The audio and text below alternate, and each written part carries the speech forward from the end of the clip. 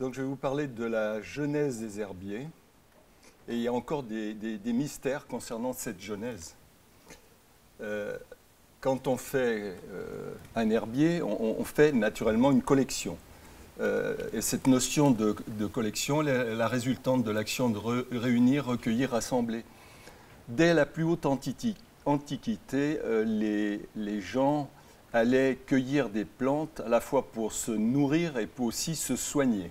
Alors, quand on fait une collection, il faut évidemment faire un choix sur le matériel, éventuellement une famille, éventuellement un genre, une espèce. Ça peut être des fruits, ça peut être une tige feuillée, ça peut être une tige avec des fruits. On peut aussi avoir des fleurs ou des inflorescences de différents types. Par définition, la notion d'herbier, c'est des plantes séchées, attachées à une feuille de papier ou de carton. On verra qu'il y a eu des erreurs qui ont été faites sur cette interprétation. Alors naturellement, par extension, on peut avoir des collections de graines sèches ou dans un liquide. On a à l'herbier de l'université une alcophytothèque avec du matériel végétal qui est conservé dans l'alcool ou dans le formol. Dès le 3e millénaire avant notre ère, le roi Sargon, à l'occasion d'expéditions guerrières, allait collecter du matériel et ramenait du matériel de ces expéditions. Il avait un jardin en Mésopotamie, il y plantait tout ce qu'il pouvait trouver comme plantes diverses et éventuellement des plantes alimentaires. La notion de plante est aussi liée à la notion de soin. Et au début de notre ère, un médecin grec célèbre, Dioscoride, a commencé à faire un inventaire de toutes les plantes qu'il pouvait utiliser pour se soigner. Alors c'était une représentation avec quelques descriptions, les dessins étaient très imparfaits, parfois certains dessins, comme vous voyez la mandragore qui était représentée comme une plante avec son système racinaire qui, comme vous le savez, qui ressemble à une forme humaine. Mais progressivement, au cours des siècles, la qualité de l'illustration s'est améliorée et elle a son sommet avec la gravure sur bois qui permettait de réaliser de très belles reproductions. Les plus belles reproductions sont celles de Fuchs, autour des années 1520, qui a réalisé des très belles reproductions de plantes. Ici, par exemple, le lys martagon ou ici l'hellebore. Alors, en fait, on ne sait pas qui a eu l'idée de mettre le premier des plantes séchées sur un carton. On n'a aucun document nous le précisant. Ce qu'on sait, c'est que certains ont évoqué à l'époque la cherté du papyrus qui était utilisé ou la cherté des parchemins, etc. Mais on ne sait pas en fait qui a eu l'idée de cela. Ce qu'on sait, c'est que le premier herbier connu est celui de Falconer. Puis ensuite, il y a deux herbiers célèbres autour de 1523 et 1532, des herbiers qui sont en Italie, dont un se trouve à la Bibliothèque Angelica de Rome. Ce sont des petits herbiers au format A4 sur lequel il y avait un certain nombre de plantes séchées. Le plus ancien herbier que nous connaissions en France a été réalisé par un étudiant lyonnais, le docteur Jean Giraud, qui en 1558, alors à l'époque il faisait des études de médecine, et vous savez qu'à l'époque, médecine et plantes étaient liées. On soignait les gens par la connaissance des plantes qu'on avait. C'est un petit carnet au format A4 sur lequel il y a 81 planches, plus de 300 parts d'herbier. Et donc, vous pouvez voir, entre autres, la qualité de conservation, malgré l'âge, puisqu'on y voit des fleurs encore avec des pétales colorés.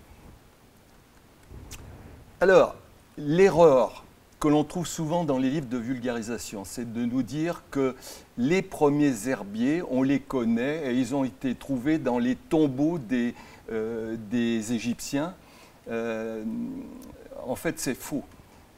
Les tombeaux, comme vous le savez, en tout cas celui de Ramsès II a été pillé. Les pilleurs ont enlevé les colliers en or et ont remplacé les colliers en or par des colliers en fleurs. Et naturellement, on a vu ces fleurs, on a dit, ben voilà, on a des herbiers. En fait, non, on a des plantes séchées. Alors, ce sont certainement les plus anciennes plantes séchées connues, mais ce ne sont pas des plantes d'herbiers. Alors, par contre, les voleurs ont fait des guirlandes de fleurs, comme vous voyez, associées deux plantes avec des pétales de nymphéas.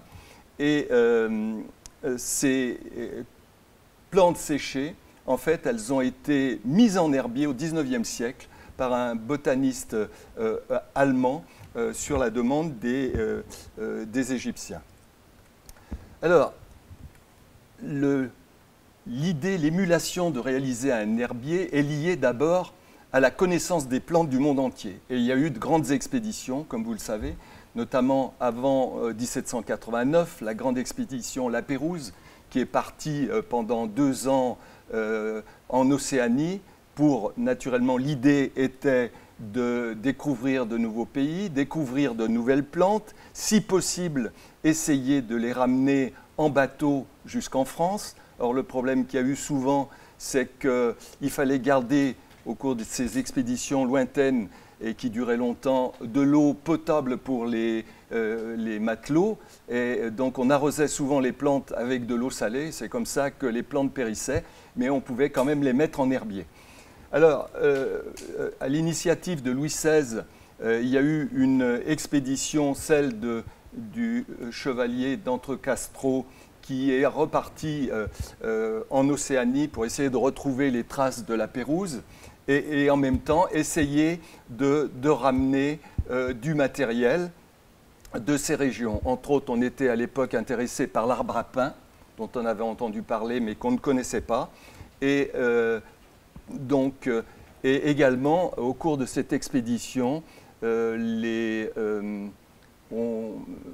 Entrecastro a trouvé le gommier bleu pour la première fois, Eucalyptus globusus. Alors, parallèlement, il y a eu, à peu près toujours à la même époque, entre le 18e surtout, le 17e aussi, l'environnement intellectuel qui a été favorable à la connaissance des plantes, l'envie d'aller de les ramasser, de faire un herbier. Je pense entre autres à toutes les différentes sociétés qui ont été créées. Je vais parler d'abord de l'Académie des sciences, belles-lettres et arts de Lyon, qui a été créée en 1700 et qui a eu en son sein des botanistes célèbres comme Gilibert ou comme Mouton-Fontenille. Et donc, il y avait même des prix qui étaient proposés pour que des gens aillent collecter ou travailler sur un végétal.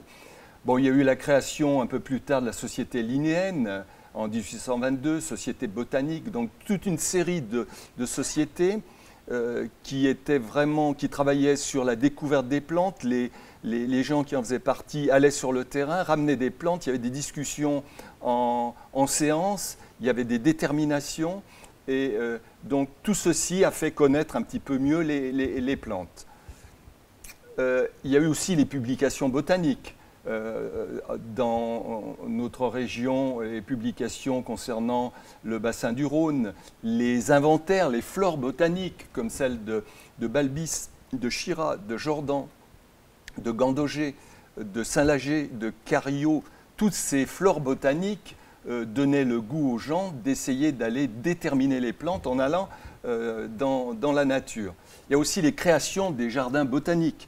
Le plus ancien jardin botanique connu dans le monde est celui de Padoue, en 1545. Puis ensuite celui de Montpellier, en 1595. Puis après, il y a eu le jardin botanique, le jardin des plantes à Paris. ces jardins botaniques, il y en a eu énormément. Il y a des jardins privés et puis des jardins qui étaient ouverts à tout public. Alors je pense qu'il y a le jardin de la Tourette à Fourvière, le jardin Le Camus à Lyon, le jardin de la maison Pilata en bas de la montée Saint-Barthélemy à Lyon, des pépinières comme la pépinière Ras-Mopa à Ucully, la pépinière Rosier, qui était un botaniste célèbre que vous connaissez probablement, à Vèze. Les jardins botaniques liés à l'enseignement, par exemple celui de la Guillotière avec le début de l'école vétérinaire, qui a ensuite changé de lieu, celui du jardin botanique de Lyon, qui a commencé dans la loge de la Parfaite Harmonie au Breteau, pour ensuite aller au Clos de la Déserte, qui est vers la place Satonnet, que vous connaissez probablement, et sur les pentes de la Croix-Rousse, avant de venir en 1757 à l'endroit où on le connaît aujourd'hui. Tout ceci, c'était faire connaître les plantes, ouvrir ces plantes aux gens qui s'intéressaient aux plantes. Il y a naturellement tout ce qui est lié à l'enseignement. J'ai parlé de l'école vétérinaire, la création de l'université officiellement en 1823 avec sur les quais la création de la faculté de médecine, où il y avait à l'intérieur de la faculté un jardin avec disposé en ordre systématique un grand nombre de plantes. Ce jardin, vous le savez, aujourd'hui a été transféré à Rockefeller. Il existe encore, même s'il est réduit. Il y avait aussi ce qu'on appelle les réseaux informels. Ces réseaux informels dépendaient très souvent de botanistes qui proposaient des listes de plantes qu'ils proposaient en échange.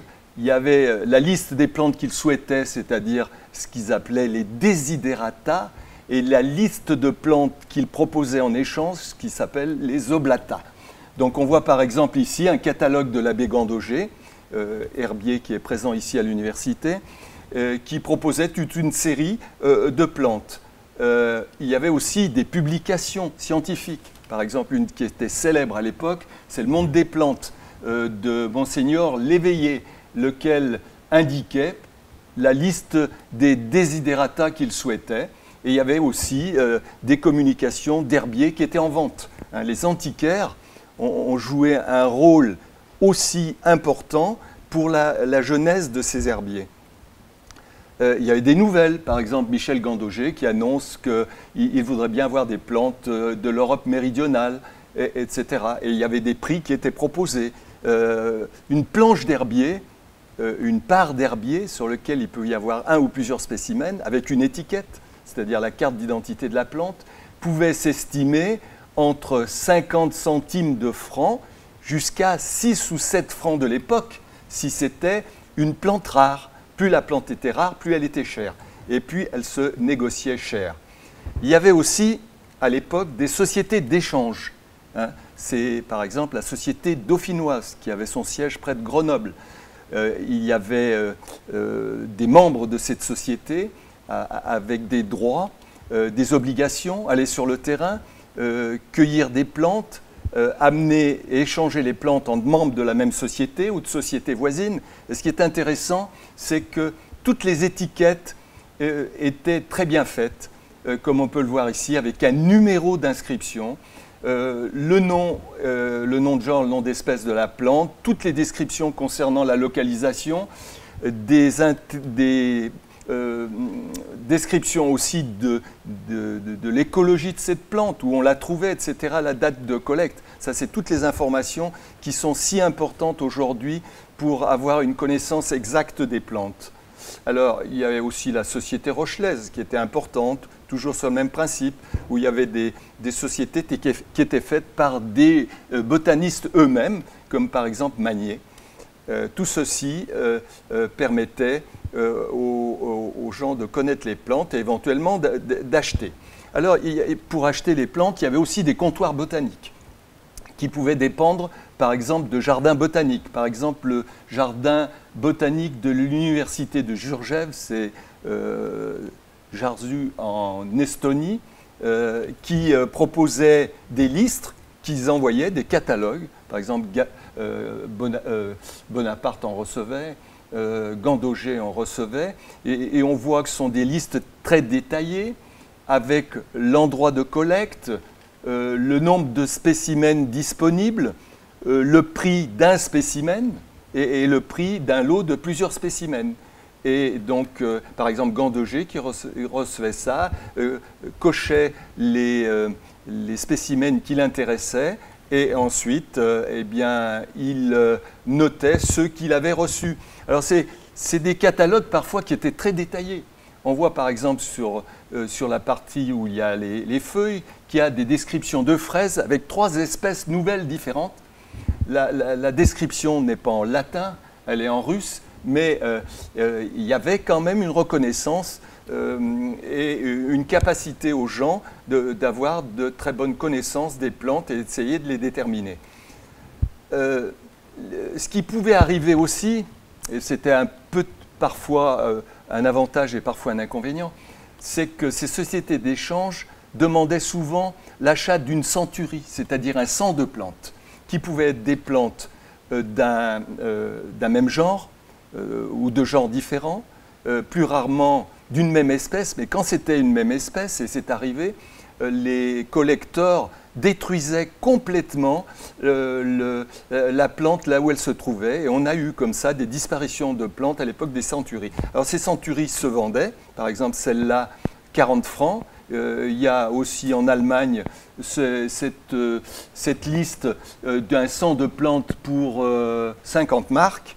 Voilà, et c'est comme ça que les botanistes qui avaient de l'argent pouvaient collecter du matériel. Alors je vais prendre l'exemple de 3 herbiers que nous avons ici à l'université. L'herbier de l'abbé Cariot, c'est à peu près 6000, c'est un petit herbier, 6000 spécimens que nous avons, mais il y a 3 cartons qui sont très intéressants et qui vont vous montrer comment Cariot, qui a été à une époque curé de Sainte-Foy, a réalisé sa collection. La deuxième, c'est Gandauger, Michel Gandauger, qui était un curé natif d'Arnas, qui était le dernier, le cadet d'une riche famille de viticulteurs du Beaujolais. Et comme vous le savez à l'époque, il fallait que dans les familles riches et nombreuses, qu'il y ait quelqu'un qui aille au séminaire. Il est allé au séminaire, il a fait ses études, mais en fait, on s'est vite aperçu qu'il préférait courir à la campagne que plutôt dire des messes. Ensuite, Alexis Jordan, c'est un herbier qui a été estimé à l'époque à 400 000 spécimens, on en a moins, que nous avons en dépôt à l'université. Il appartient à l'université catholique, mais donc on en a la charge de la conservation et de la valorisation. Et je vous expliquerai tout à l'heure les raisons pour lesquelles finalement il y avait intérêt à ce que cet herbier se retrouve ici à Lyon 1. Alors, il y a eu des motivations de botanistes. On voit par exemple l'abbé Cariot et les motivations qui font qu'il allait sur le terrain. Il écrit « L'herbier du botaniste est son plus cher trésor. C'est le fruit de ses travaux, le prix de ses courses lointaines, sa conquête à lui, le long travail de ses mains. Que de souvenirs il puise dans son herbier. Chaque fleur qu'il revoit est une pensée pour lui. Il se dit « J'étais là, telle chose m'advint ». Donc on voit qu'il y a un plaisir pour les gens à aller faire de la botanique. Alors bien sûr que quand on se déplaçait, surtout à l'étranger, il fallait de l'argent. Mais par exemple, l'abbé Gandauger, lui, avait trouvé une solution. Il contactait l'armée et par exemple, il a pu herboriser la première fois au Maroc, près de la côte, grâce à des navires de guerre. Il avait obtenu des autorisations et de ce fait-là, il est allé visiter et herboriser. Il écrit même qu'il était sous la protection de soldats. Il a pu ramasser du matériel et il a publié à la Société botanique de France, Flore du littoral méditerranéen du Maroc et naturellement comme c'était son habitude, il a créé une nouvelle espèce qui s'appelle d'asphodèle, Asphodellus maroccanus. Gandauger avait une manie, c'est que dès qu'il observait dans un ensemble se rapportant à une même espèce, un échantillon qui était légèrement différent, pétales colorés différemment, tiges un peu différentes, hauteurs différentes, et que ces caractères étaient pérennes d'une année sur l'autre, il considérait que c'était une nouvelle espèce et il baptisait les plantes en proposant un nouveau nom. Et il a proposé au cours de sa carrière plus de 100 000 noms différents, 100 000 espèces nouvelles. Et il en reste aujourd'hui de valides seulement 4. Voilà un petit peu le pèlerinage à Rome qu'a fait l'abbé Cario. On a 3 cartons dans la collection de Lyon 1. Et on peut suivre donc son départ de Marseille le 24 avril 1876 jusqu'à Rome. Et chaque fois qu'il était dans une station, il récoltait du matériel et il notait. Par exemple, il a commencé par Marseille. Alors avec la basilique Notre-Dame de la Garde, donc il a trouvé une plante. Vous voyez, c'est un trèfle, Trifolium stellatum, et il indique Marseille, près de Notre-Dame de la Garde, le 29 avril 1876. Donc on sait quand est-ce qu'il est parti. Alors ensuite, il a continué, il est allé à Gênes. Arrivé à Gênes, donc par bateau, il est allé jusqu'à Gênes. À Gênes, arrivé à Gênes, il a récolté un trèfle Trifolium fitiforme dans le Campo Santo, un échantillon. Ensuite, il a continué, il est allé jusqu'à Rome. Il a trouvé des plantes sur le Colisée, notamment une première plante qui est un Satureia. Il en a trouvé aussi au niveau du Forum Romanum, donc il faisait des visites, mais en même temps, il récoltait du matériel. Il a trouvé une linaire, vous savez, cette petite plante qui pousse sur les murs et qui a un système de multiplication très intéressant. Donc il l'a trouvé. Ensuite, il a continué. Il est allé carrément dans les jardins du Vatican où il a ramassé du matériel. Il nous décrit, il nous propose une plante, une fraise. Ensuite, il a continué. Il est allé au Mont Cassin. Au Mont Cassin, alors c'est toujours dans la suite, il a trouvé encore une violette, Viola gracilescens. Il est reparti en arrière, en quelque sorte, et il a trouvé un glaïeul. Alors, donc il est reparti en train, on le sait, puisqu'il dit près de la gare. Donc, il a dû attendre le train et pendant ce temps-là, il a herborisé autour de la gare et il a trouvé ce glaïeul. Ensuite, il est allé au niveau de la voie appienne. Là, pareil, il a récolté du matériel, un Latyrus, le 18 mai 1876. Donc, on voit que ça progresse. Il est allé au niveau des catacombes de Sainte-Caliste et il a récolté du matériel. Un Prasium. Puis il est allé au niveau de la Villa Mellini, où il a encore récolté un Lonicera, donc près de Rome, au niveau de cette Villa Mellini. Ensuite, il a encore collecté du matériel au niveau d'un dôme. Et puis, il est allé à Assise, au niveau de la basilique de Saint-François d'Assise. Et là encore, il a récolté du matériel. Et ça, ce qui est intéressant, c'est qu'il a constaté qu'il y avait un rosier, comme vous savez, le rosier est constitué de folioles, qui était taché du sang de Saint François. Il nous raconte cette légende qu'il a écrite lui-même, qu'un jour Saint François s'est piqué par ce rosier, des gouttes de sang sont allées sur ce rosier, et depuis cette époque-là, chaque année, le rosier pousse et donne à nouveau des folioles tachées de sang.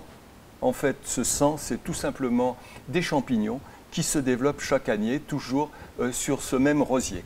Mais enfin, on voit un petit peu toute la légende qui entoure un petit peu parfois les découvertes de plantes. Alors, si on en vient maintenant au voyage en Crète de l'abbé Gandauger. Gandauger a fait beaucoup de voyages, 24 voyages en Espagne, 4 voyages en Crète, il a fait des voyages en Afrique du Nord. Il a collecté lui-même, et tout son herbier est un herbier où il a en grande partie collecté du matériel, mais il a acheté aussi du matériel. Mais bon, c'était quand même un homme de terrain. Pour ceux qui connaissent un peu l'herbier Bonaparte, qui en ont entendu parler, Bonaparte, c'est vraiment un herbier constitué uniquement presque par des achats. Ce n'était pas le cas de Gandauger. Donc Gandauger est parti 5 mois en Crète. Il était accompagné d'un botaniste qui s'appelait Cousturier à l'époque, et il avait décidé de visiter, à la recherche de certaines plantes, le côté est de la Crète, alors que son collègue botaniste, lui, allait visiter le côté ouest. Et il était à la recherche d'une plante qui s'appelle Amanthus, qui a été décrite parce que c'est une plante normalement que l'on trouve sur le sable. Et donc il a essayé de chercher cette plante. Alors il nous explique, parce qu'à l'époque, dans un style lyrique propre à l'époque, il nous raconte comment il est parti en dos de mulet, etc., qu'il a fallu qu'il trouve du logement. Alors il nous explique que ce logement, il l'a obtenu grâce à l'archimandrite de Toplou, et qu'on lui a proposé successivement un logement dans ce lieu, puis ensuite un logement au niveau du Cap Sidéro à l'extrémité de la Crète dans le phare, et qu'après il a essayé de collecter du matériel. Alors il a naturellement cherché sur la plage, mais il n'a pas trouvé le matériel. Et par curiosité, il est monté un peu plus haut. Il a réussi à trouver cette plante et à trouver les 2 espèces qui étaient décrites jusqu'à présent, Maritimus, Amanthus maritimus et Amanthus filicolis. Mais naturellement, il n'a pas trouvé exactement les caractères qui lui convenaient pour rapporter son matériel à une des 2 espèces. Et comme c'était presque son habitude, il a proposé un nouveau type qu'il a appelé Amanthus intermedius. Voilà. Alexis Jordan. Donc Alexis Jordan, c'est pareil, c'est un personnage qui a vécu au XIXe siècle, qui a fait une belle collection, mais cette collection est originale dans la mesure où elle correspond à des cultures expérimentales. Il est pratiquement le premier à avoir fait de la botanique expérimentale. Alors Alexis Jordan avait, lui, constaté dans la nature qu'il y avait dans une même population se rapportant à une même espèce des échantillons qui étaient différents et que les caractères étaient pérennes d'une année sur l'autre. Mais ces plantes, c'était chez des plantes se reproduisant par autofécondation. Donc il a voulu remplacer l'espèce linéenne traditionnelle par de nombreuses espèces affines qu'on a appelées les jordanons de son nom, morphologiquement distinctes et non interfécondes, bien que sympatriques. Et pour vérifier cela, il a fait collecter des graines de ces plantes à problème et il les a cultivées dans un jardin expérimental qu'il avait acheté à Villeurbanne, un jardin d'1 hectare qui se trouve localisé à peu près au niveau de la Cour de la République et le cours Anatole France. C'était un jardin qui était protégé par des grands murs de 3 mètres de haut. Les gens étaient un petit peu surpris de voir arriver des grands sacs de graines et on voyait juste une petite cheminée qui dépassait des murs et qui fumait. Et les gens étaient intrigués. Ils se demandaient ce qu'il pouvait y avoir. Alors ce jardin était très bien organisé, divisé en 32 carrés, 352 plates-bandes, et il a cultivé à près de 60 000 plantes qui ont été, après sa mort, achetées par un collègue anglais. Alors, qu'est-ce qu'il faisait? Il plantait des graines. mais pour être sûr que les graines qu'il plantait étaient celles qu'il allait obtenir après par germination. Il stérilisait la terre. Donc tout ce qui était dans la terre ou autour brûlait, ce qui explique la fumée que les gens observaient. Et ensuite, bon, il plantait ses graines, les récupérait et les mettait en herbier. Donc on a un herbier particulier, puisque c'est un herbier qui correspond à des cultures. Il avait un jardinier-chef qui s'occupait de tenir des carnets de récolte. On a plus de 35 carnets de récolte où sont indiqués des numéros de plantation, des dates, le nom de genre, le nom d'espèce de la plante, et puis les numéros de récolte. Et on a, par exemple, sur une planche d'herbier qui correspond à son travail, par exemple, il a travaillé sur Aerophylla majuscula, qui est aujourd'hui Draba verna. Il avait aussi, un peu comme Gandauger, une exagération dans la création d'espèces. Pour ce genre Aerophylla, il a proposé 200 espèces différentes. Mais néanmoins, les indications sont précises. Il y avait Villeurbanne. Bon, son jardin était de Villeurbanne. Le numéro de semis, semis de, avec l'année. MJ, mon jardin. Et puis, il y avait le numéro et la date de récolte. Ce qui fait que sur les carnets de récolte, on a toutes les indications qui nous permettent de retrouver la date de plantation, le numéro de plantation, la date de récolte et le numéro de récolte. Donc c'est un très bon travail. Certaines espèces qu'il a décrites sont valides. Simplement, il a mis en évidence des variations génétiques intraspécifiques. Et ça, c'est quand même une découverte qu'il a faite. Alors, pour terminer, après cette présentation de cette genèse, quelques mots sur l'utilisation d'un herbier, parce qu'on nous pose souvent des questions sur à quoi peut bien servir des plantes séchées dans un herbier. Ce qu'il faut savoir, c'est qu'on peut faire toutes sortes d'études. On peut faire de la systématique en humidifiant une flore séchée et on peut la disséquer. On peut faire de la palynologie en utilisant le pollen. On peut faire de l'histoire des sciences. Je vous ai présenté l'histoire de l'herbier Cariot. On peut faire des études de biodiversité, la conservation de la biodiversité. Très intéressant de connaître, par exemple, la répartition d'une espèce aujourd'hui, qui, par exemple, serait limitée dans un endroit bien précis, et la répartition qu'elle avait au 19e. Et quand on s'aperçoit qu'au 19e, elle était connue dans toutes les régions françaises, qu'aujourd'hui, elle est connue uniquement dans une seule région, dans un petit coin d'un département, on se dit que cette plante est en danger. Et c'est comme ça que les collègues mettent ces plantes sur la liste rouge des plantes à protéger. On peut faire naturellement de la morphométrie, de la chimiotaxonomie, de la paléobotanique, de la phytogéographie, de la biologie moléculaire.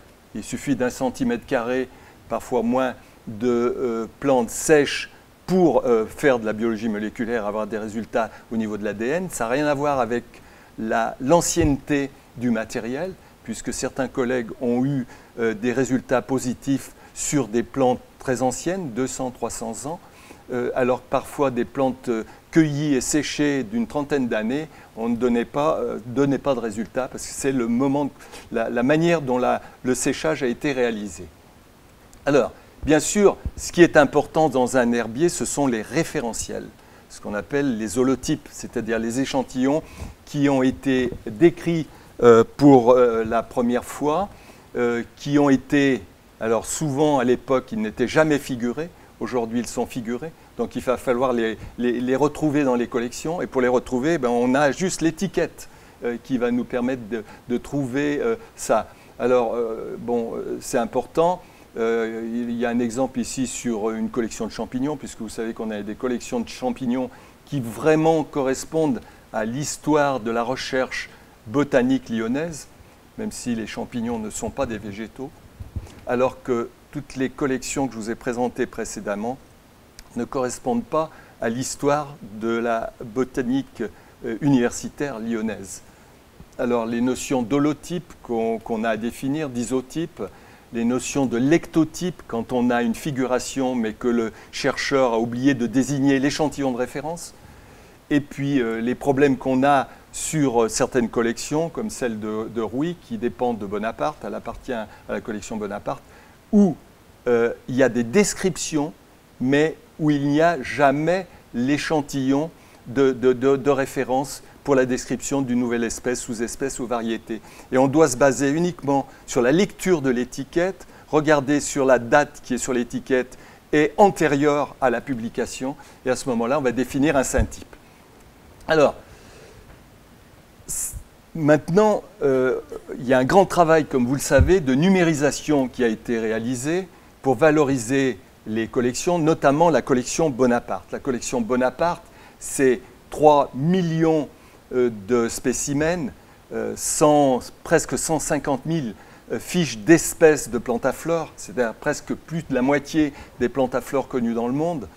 Il y a deux choses intéressantes dans cette collection. La première, c'est la conception de la collection. Cette collection a été conçue comme une bibliothèque, hein, c'est-à-dire qu'il y a des boîtes avec un numéro, qui est un numéro de l'index Durand de l'époque, de classification, avec le nom de genre et le nom d'espèce. Dans le carton, il y a des espèces différentes ou identiques. C'est la première par ordre alphabétique. Les classeurs que vous voyez en bas sur ce sas de décontamination contiennent à l'intérieur des planches d'herbier. Le nombre est variable, de 50 jusqu'à 300 suivant le matériel. Ces planches, quand on tire le classeur de la boîte pour que ces planches ne tombent pas, il y a des lacets en coton, et les lacets en coton bloquent.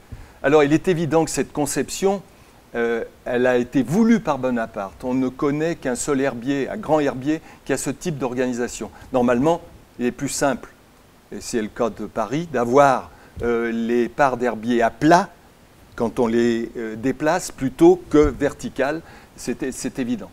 Donc, l'idée a été de valoriser cette collection grâce à un projet européen et Recolnat pour numériser, donc prendre en photo tout le matériel de l'herbier Bonaparte. Parce qu'il y a un intérêt, c'est pas qu'il n'y a pas tant d'espèces types dans cette collection, il y en a quelques-unes, mais surtout, avec 145 000 fiches d'espèces et 3 millions de spécimens, c'est qu'on a des espèces, la même espèce, avec un grand nombre de lieux différents. C'est là l'intérêt de la collection. Hein. Il y a du matériel aussi bien d'Asie que d'Europe, que d'Amérique du Nord, de tous les pays du monde, même de l'Antarctique, il y a du matériel. Donc c'est là l'intérêt de la collection. Donc l'intérêt, c'était de la mettre à disposition des chercheurs. Pourquoi? Parce que prêter, comme on l'a fait à l'époque où j'étais directeur, du matériel, jusqu'à parfois 2000 planches d'herbier, c'était dangereux parce que c'est fragile, il n'y avait pas toujours un retour, des gens qui gardaient, parce qu'ils avaient travaillé sur une collection, ils gardaient cette collection, des problèmes de contamination, il fallait mettre le matériel en quarantaine. Donc, proposer d'abord des images que le chercheur pourra analyser avec des grossissements d'excellente qualité, où il pourra voir le détail qui l'intéresse. Et ensuite, si ça ne lui suffit pas, il vient sur place. Et ça a été un petit peu le but de la réalisation. Voilà, je pense que vous connaissez tous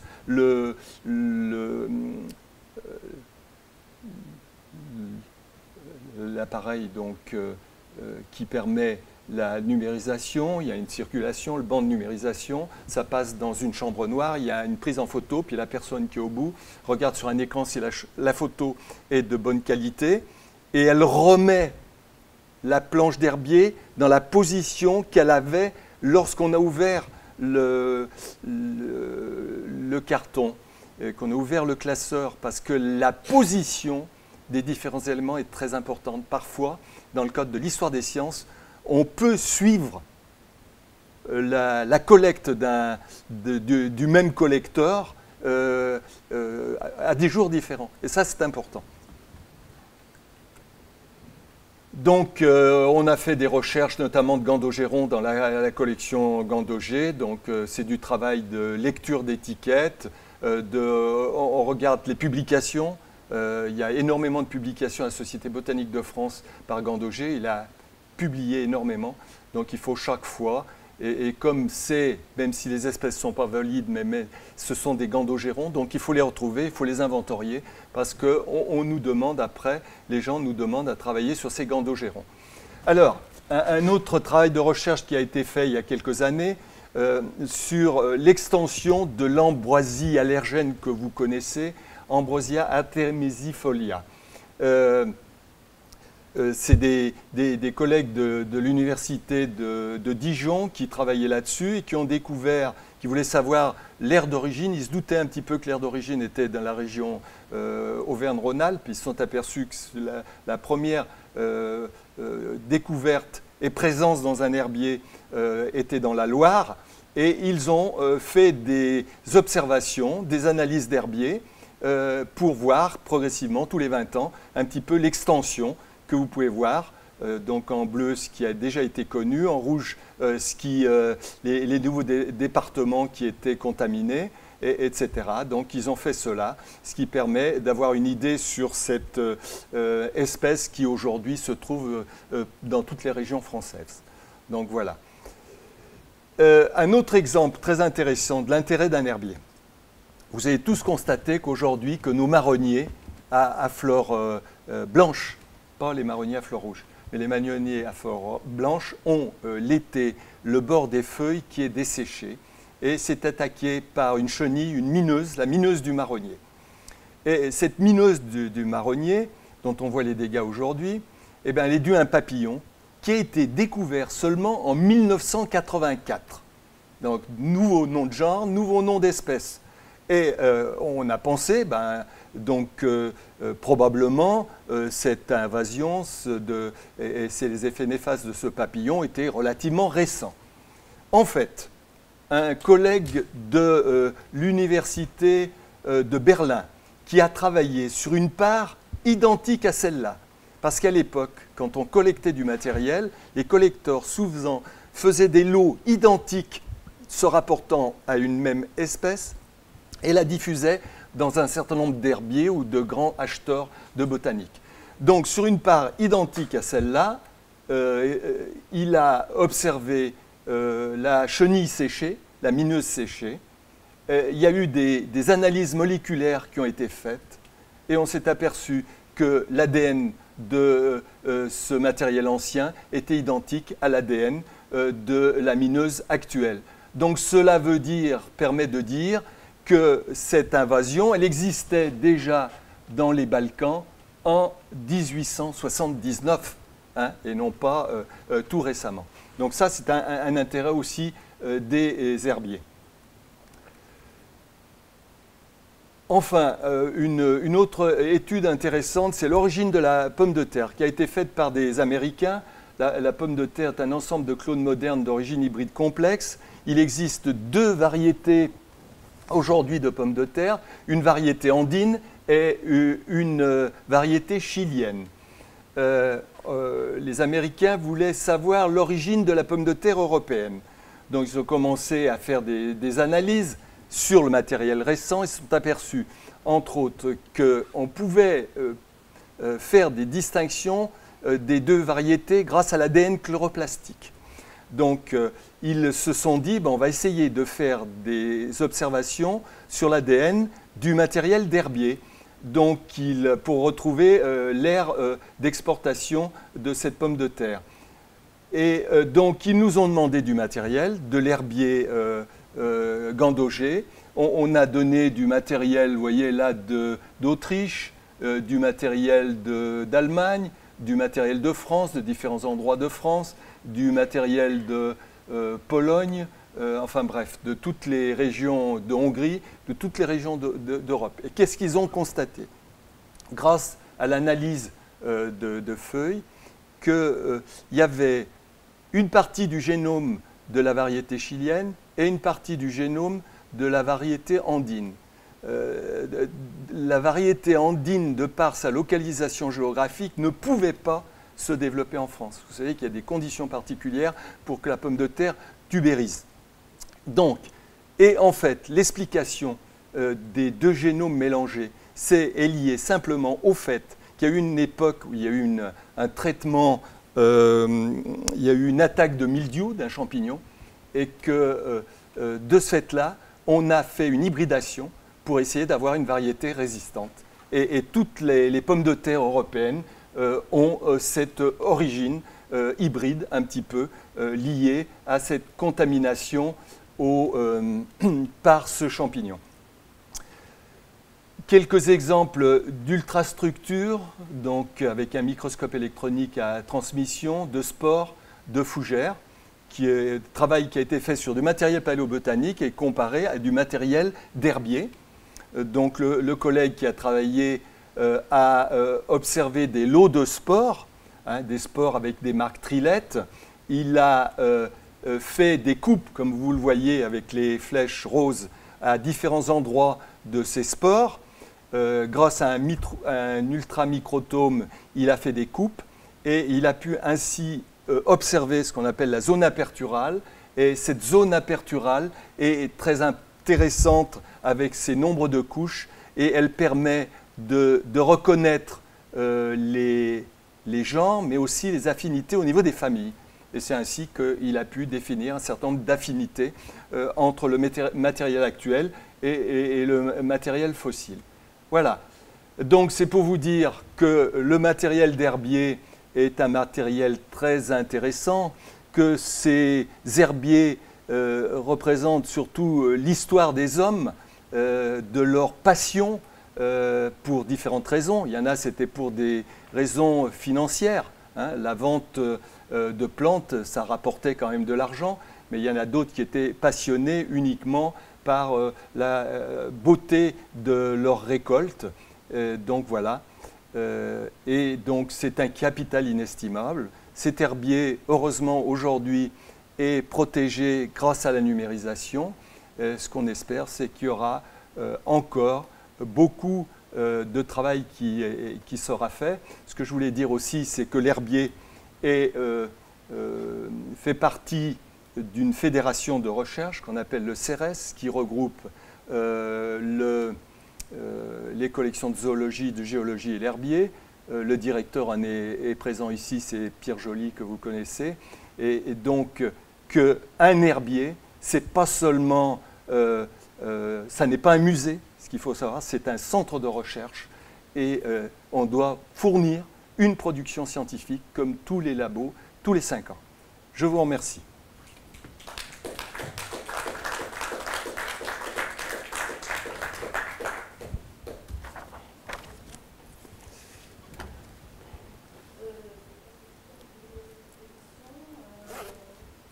Oui, je peux répondre à quelques questions avant de partir.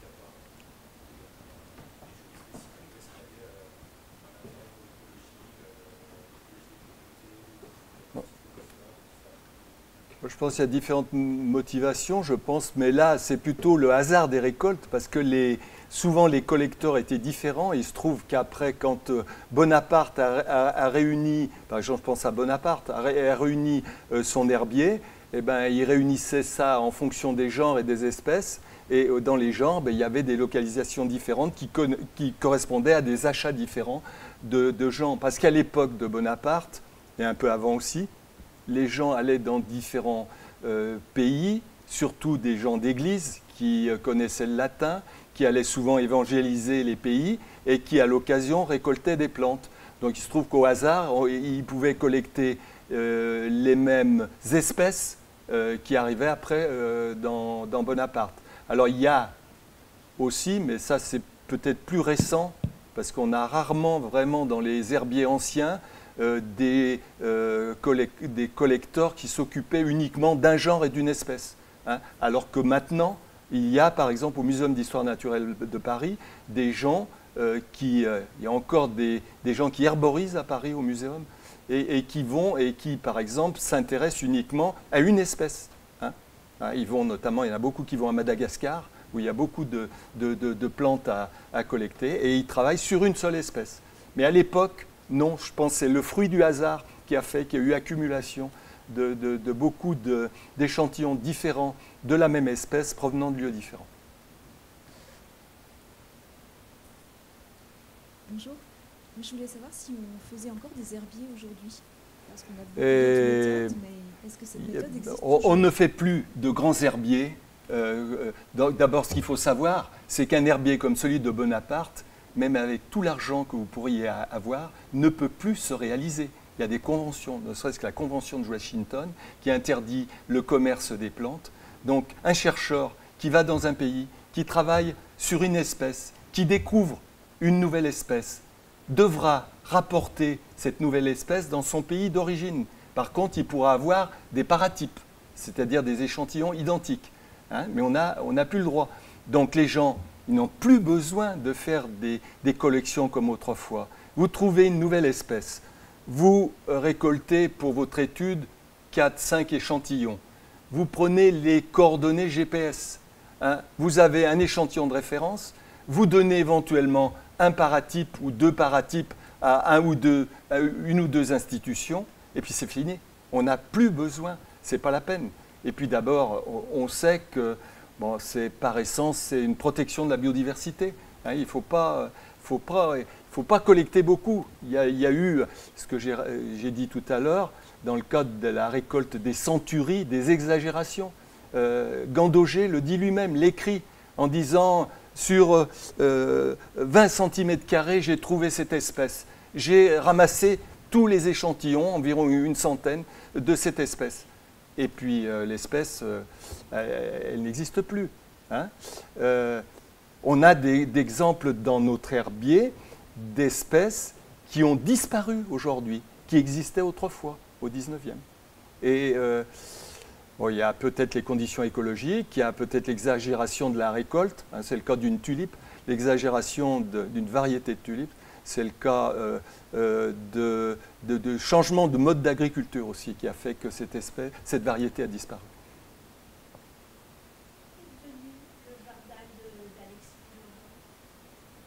Eh bien, elle a disparu. Le jardin d'Alexis Jordan, je pense qu'après sa mort, l'espace a dû être urbanisé, malheureusement. Hein, il n'y a aucun souvenir. On connaît la position parce qu'on a des écrits de Jordan qui disent que la situation était entre le cours Anatole France et le cours de la République. Mais il ne reste plus rien. Et il y a même, je crois que même qu'il y avait le nom de ce qui est peut-être aujourd'hui la cité Lafayette, mais je ne suis pas sûr de ce nom-là. Mais il me semble que c'est ça aujourd'hui. Mais ça a disparu. On a des photos, il y a des traces. Pardon ? On a des photos de l'emplacement où se trouvait dans les archives. Non. On a des photos de son jardinier-chef, Vivian Morel. On a des photos d'Alexis Jordan. On n'a pas des photos de ses jardiniers. Parce que ça fait partie de ces gens qui, à l'époque, avaient une aisance financière et s'intéressaient à des tas de choses et donc dépensaient beaucoup leur argent là-dedans. Hein. Les gens ont laissé leur fortune là-dedans. Alors l'herbier Jordan était à l'université catholique. Juste en anecdote, cet herbier, lorsqu'il était géré par l'ISARA, lorsque l'ISARA est allé à Gerland, eh ben, ils avaient prévu de beaux locaux de recherche, mais ils ont oublié de trouver une place pour l'herbier. Voilà, donc ce qui fait que, bon, on en a hérité, mais c'était une très bonne chose, parce qu'une partie de cet herbier a été vendue par un professeur de botanique de la Cato, et Bonaparte avait acheté beaucoup de Jordanon. Et donc on le savait par les demandes de prêts qu'on nous demandait. Et souvent la Cato nous renvoyait les demandes en disant regardez si vous n'avez pas, et on trouvait. Donc de ce fait-là, on est assez content d'avoir en dépôt cet herbier-là. Est-ce qu'il y a d'autres questions? Une peut-être, vous dites que vous envoyez en fait les parts d'herbier, donc vous les envoyez donc aux collègues qui en ont besoin. Oui, à une époque, autour des années 2000, on en a envoyé jusqu'à 2000 parts par an, mais qu'on n'a eu que des problèmes. Je ne veux pas citer tous les problèmes qu'on a eus, mais des collègues qui, à partir du moment où ils avaient travaillé sur des parts d'herbier, considéraient que c'était leur matériel et ne nous le rendaient pas. On a une liste rouge des institutions où on ne prête plus. De toute façon, on prête presque plus. Ce qu'on prête, c'est sur les champignons. Pourquoi sur les champignons? Parce que sur les champignons, on peut donner un tout petit fragment de carpophore ou une sporée et il n'y a pas de problème. On n'abîme pas le matériel, on ne le détruit pas. Tandis que sur le matériel d'herbier, il fallait envoyer la part. C'était très risqué, ça nous coûtait cher parce qu'il fallait emballer correctement les parts, les envoyer. Hein, et on a eu des surprises de cartons qui sont revenus, qui étaient percés. Hein, percés par quoi? Par la douane, qui cherchait de l'herbe, mais ce n'est pas l'herbe qu'il comptait trouver. Voilà. Et donc, on a abandonné complètement l'idée de prêter du matériel. C'est vraiment exceptionnel. De toute façon, on ne prête pas les échantillons de référence. C'est impossible. On ne prête pas pour une espèce si on a une seule localisation. On ne prête pas. Chaque fois qu'il y a un prélèvement qui est fait du matériel, ça soit par exemple une étamine, on est obligé de le marquer sur la part. Parce qu'imaginez une plante avec 10 étamines, il en manque une, le chercheur qui vient derrière va dire « Oula, ça y est, j'ai un nouveau genre parce qu'il y a 9 étamines au lieu de 10 ». Donc on le marque bien et puis on demande aux gens de venir. Maintenant, la qualité des images est telle que les gens peuvent travailler. Hein, surtout, il y a beaucoup de travaux en biologie de la conservation. Hein, en biologie de la conservation. Mais ce que je dois dire, c'est que, en tout cas à l'époque où j'étais responsable, on avait des thèses sur une partie de notre matériel et l'essentiel des travaux de thèse, essentiels par des étudiants américains, étaient vraiment des travaux traditionnels de révision de famille, des sujets qu'on ne pourrait pas, qu'on n'aurait jamais pu présenter ici à l'université. Ce n'est pas possible. Les collègues ne nous auraient pas soutenus. Et bien, il y a encore des gens aux États-Unis qui font des recherches fondamentales parce qu'on peut trouver des choses intéressantes. Les choses importantes, intéressantes aussi, je pense, c'est tout dans le cadre de la description des nouvelles espèces qui ensuite arrivent après dans nos herbiers, avec la recherche de nouvelles molécules pour les médicaments. Voilà.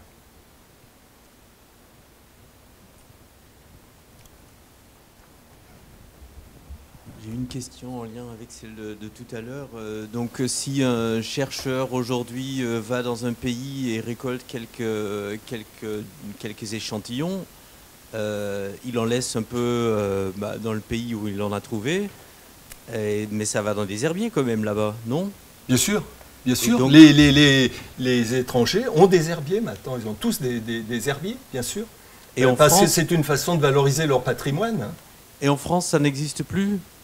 Des herbiers, si, il y en a beaucoup quand même. Si on regarde dans toutes les grandes villes de France, à Paris, il y a un herbier, à Strasbourg, il y a un herbier, à Dijon, il y a un herbier, à Grenoble, il y a un herbier, à Lyon, il y a un herbier, à Montpellier, il y a un herbier, à Marseille, il y a un herbier. Ils sont plus ou moins importants. Hein. Paris, c'est quand même le premier herbier au monde, avec 10 millions de spécimens. Ensuite, après, tout herbier confondu, université, muséum, c'est Kew Garden. Ensuite, c'est New York, Saint-Pétersbourg, Florence. Mais elles s'enrichissent plus, elles s'enrichissent plus ces herbiers-là? J'ai pas compris. Elles ne s'enrichissent plus en collection? Si, ça s'enrichit. On a du matériel. Par exemple, j'ai encadré une thèse de botanique sur des orchidées du Brésil. Ben, le collègue, il nous a mis des paratypes. parce que les holotypes sont au Brésil, dans un herbier au Brésil, mais on a du matériel. Mais les chercheurs aujourd'hui laissent très peu de matériel, parce que ce n'est pas la peine d'en avoir beaucoup. Il faut l'échantillon de référence, ça suffit. Alors c'est un échantillon par rapport à une collection très importante.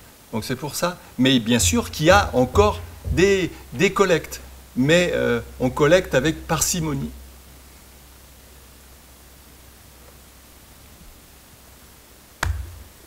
Une toute dernière question.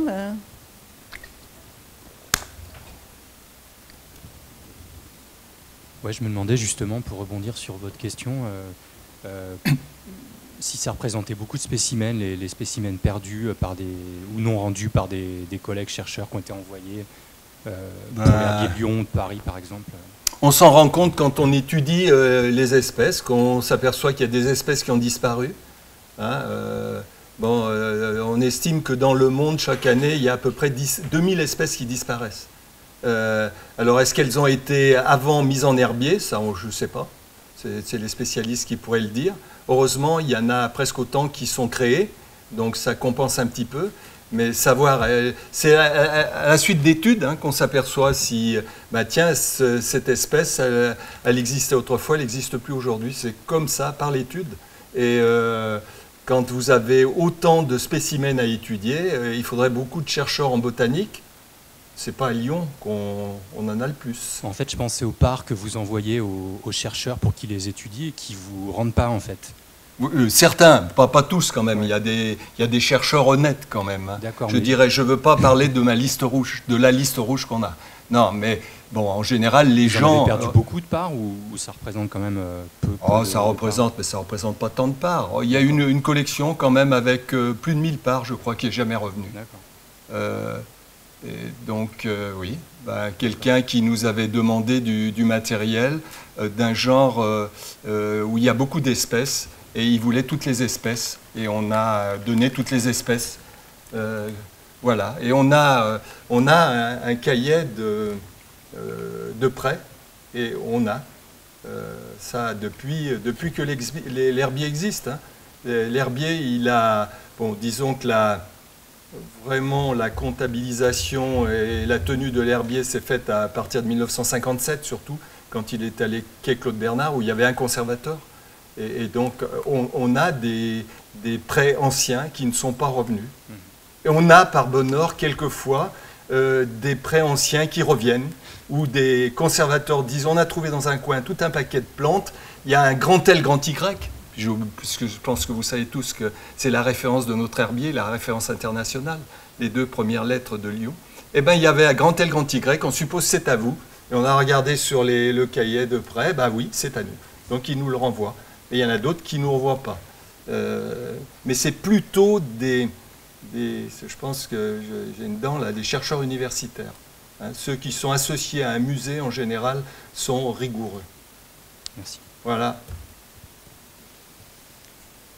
Bien, donc s'il n'y a pas d'autres questions, donc on va... Non, je vous remercie de m'avoir écouté. Merci et beaucoup, donc, et puis aussi, pour ceux qui ne connaissent pas, je vous invite à venir visiter l'herbier. Il était ouvert samedi dernier là, pour une visite à l'occasion de la fête de la science. Alors maintenant, il faut attendre la nuit des musées pour avoir une visite gratuite. Ou les journées du patrimoine, mais je vous déconseille les journées du patrimoine parce qu'on a beaucoup de monde. Hein, cette année, on a reçu pratiquement 500 personnes en un jour et demi. Donc ça fait beaucoup de monde. Voilà. En attendant la nuit des musées, vous pouvez dans l'exposition voir quand même quelques parts d'herbier qui sont exposées. Vous pourrez voir, parce que je n'ai pas tout dévoilé de l'herbier. Entre autres, vous pourrez voir la collection magnifique que nous avons de modèles végétaux, hein, qui est modèle qu'on utilisait autrefois pour l'enseignement de la botanique, qui sont des modèles très intéressants en matériaux nobles, il y a très peu de plastique, et qui se dissèquent pour comprendre la botanique.